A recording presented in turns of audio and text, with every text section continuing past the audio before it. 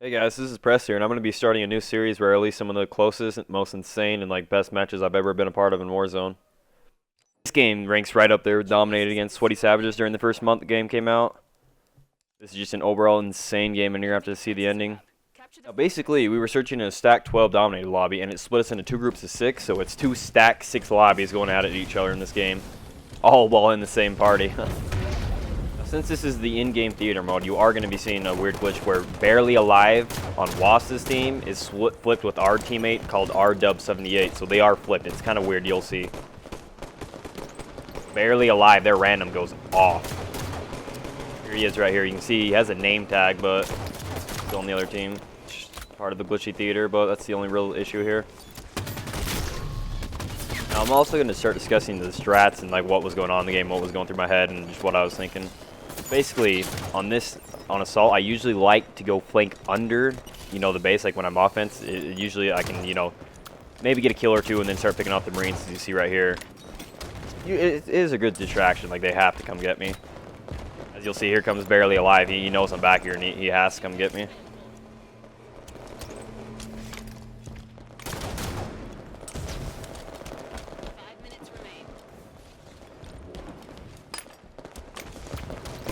I'm just constantly contesting it. They're wondering where I'm at.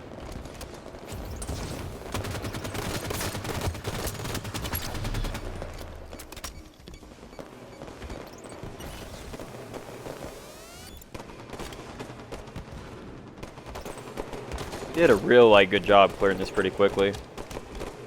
This is usually a pretty hard thing to capture. Yeah, you can see Saint is being smart and calling in vehicles. You gotta have someone on the vehicle bay ready to hijack them.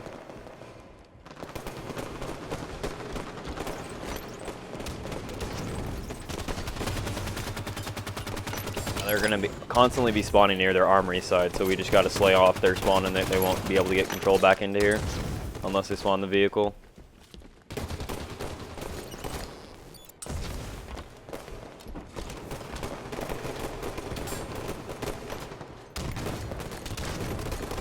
Now at this point, I start realizing one of them's alive and he's hiding in here somewhere, so I gotta find him, and I'm just gonna go to the two usual corner places. And as you can see, my hunch was right. That little kid was there.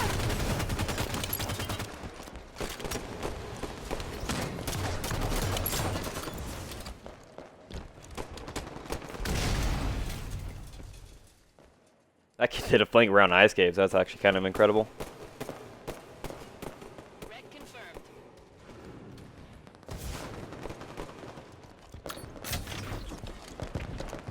Now these OS pushes, back then there was no such thing as loss, so these OS pushes were huge. It was the meta to get into these fortresses and armories. Probably not smartest move to lift here, but it works out in the end.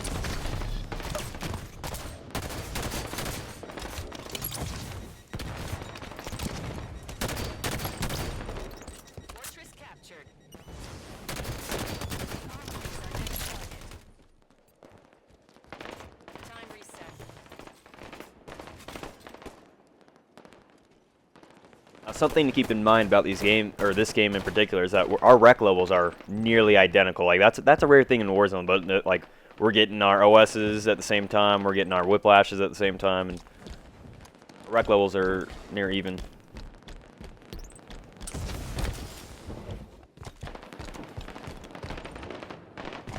Now for this armory push, you really need to coordinate recs as a team here. So basically, you really need to have a few people calling whiplashes and a few people calling camos and push at the same time to get it. As you're going to see, for the couple of minutes here, we're just going to have BRs, and we're not going to really have any team coordination here, but you're going to see later on, once we get our whiplashes out, it's going to be whoever makes the most plays with that whiplash.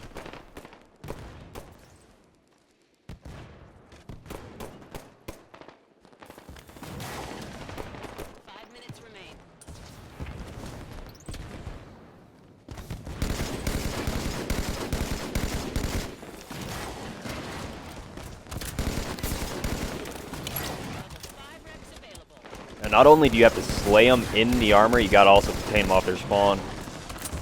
Something that was much harder to do without WAS, the WAS completely changed the game, but You actually got to use your guns and whiplashes to kill people off their spawn instead of wasp.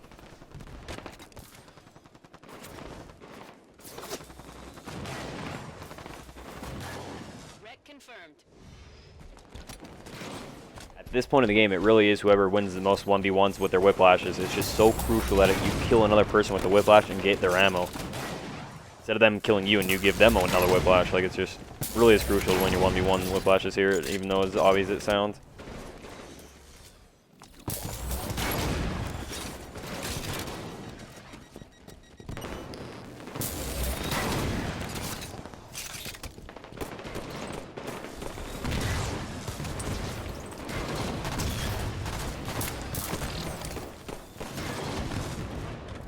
I'm trying to get on that third floor. That third floor is really one of my favorite places to get on this top armor. I'm waiting for them to get a weak spot, and then I'm going to jump on top of that.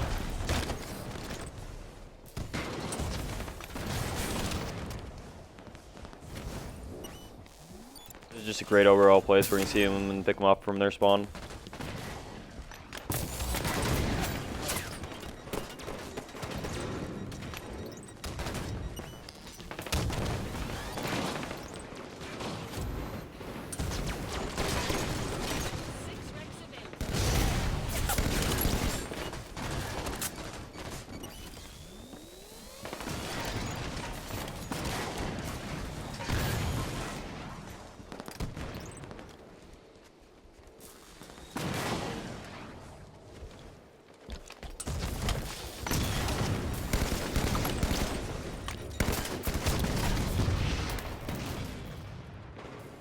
Anthony is just going off on us that game. Had a great game.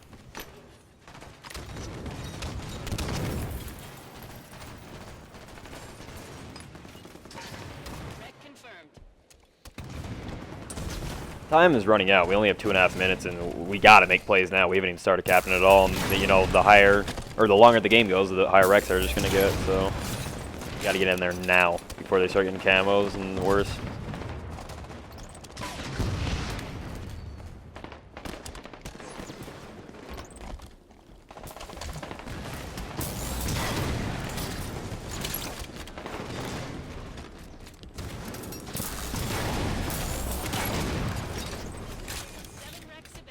That was a big slay there. Had Wasp killed me with his whiplash, like I would have dropped a lot of whiplash ammo there, and they would have had 2 whiplashes in there.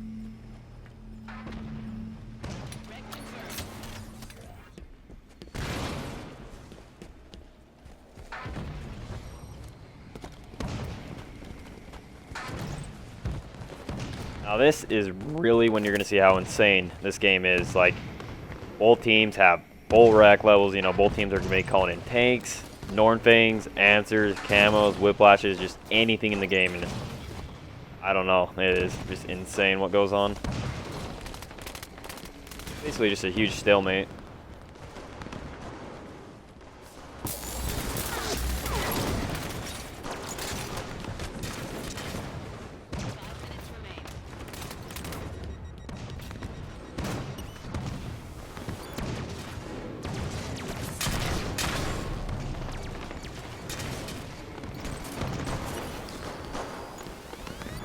Trying to sneak in there and get maybe a few whiplash shots in the core. Now that we're playing smart with that caster.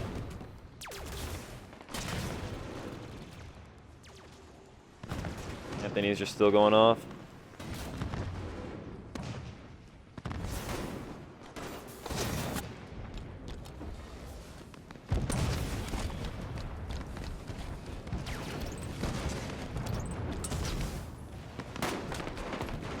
After playing a few thousand more games of Assault after this game, and I've learned what you really want to call in on offense and defense. So in offense, it's all about getting those ad Victorians and camos and a laser out if they have, a tank back here. And then on defense, you want to have like a tank on each side, maybe a Nornfang on each bridge. And then you actually do want some air vehicles. Like if you can call in like a Phaeton or Banshee Ultra, that is a big distraction and can slay a lot of the attackers. Attackers just need to keep it simple. They just need ad Victorians, camos, and lasers. Like an ad Victorian can clear a whole side. You shoot one rocket, it shoots 3 of them. And it can clear a whole side for you if you're smart with it.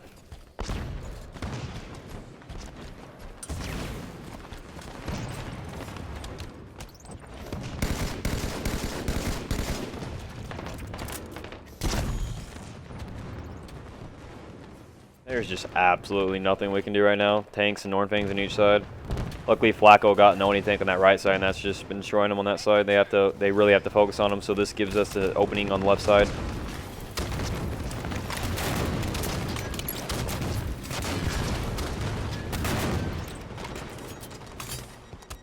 Now, I could have shot that first rocket. Look at that. Like, I don't know. I think I saw that Gungoose in there, and I wanted to kill it, but I could have gotten 2 rockets right there and made the game even closer for us, or easier for us. Enemy core at 50%.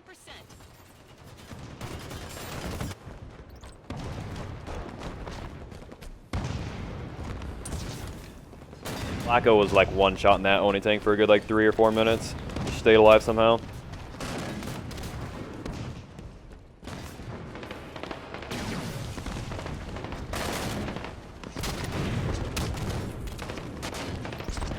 Now looking at the core, how it's halfway and it's 2 minutes, it's just you start getting so desperate and worried. Your rec level's low, you don't know like what to call in.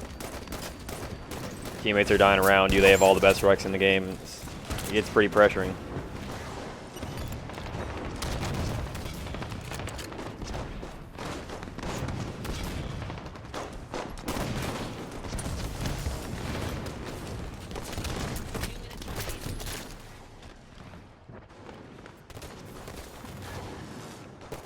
Time just keeps ticking down. The kill feed's not looking good. We just keep dying. We're not pushing one side.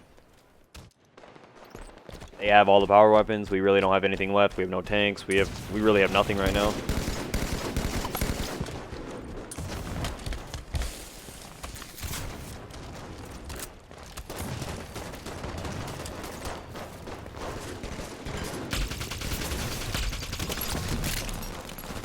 Now, coming up right here is probably one of my most patient and clutch plays I've ever had in Halo 5.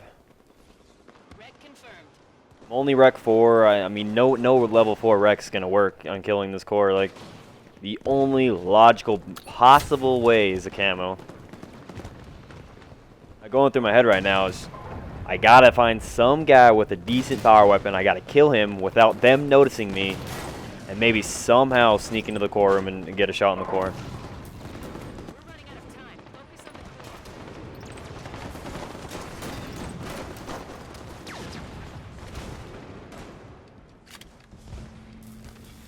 I just got to play this patiently. I got to choose the right guy and not alert a whole side, Luckily, I see those 2 leave, and I see a guy at the laser. That's a huge opportunity, and I take him and hurry and get out of there.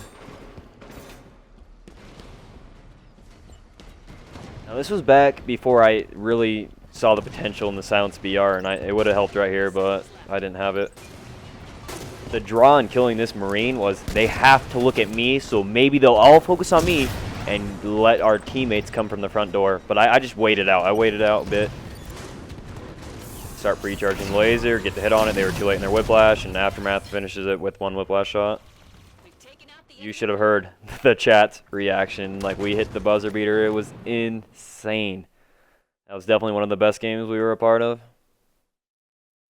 And that's what happens when a dominated lobby gets split. It's just a sweat fest. Now, I have a whole bunch of other throwback, intense, and close matches I could upload if you guys want me to. Just tell me, and I'll see you guys next vid.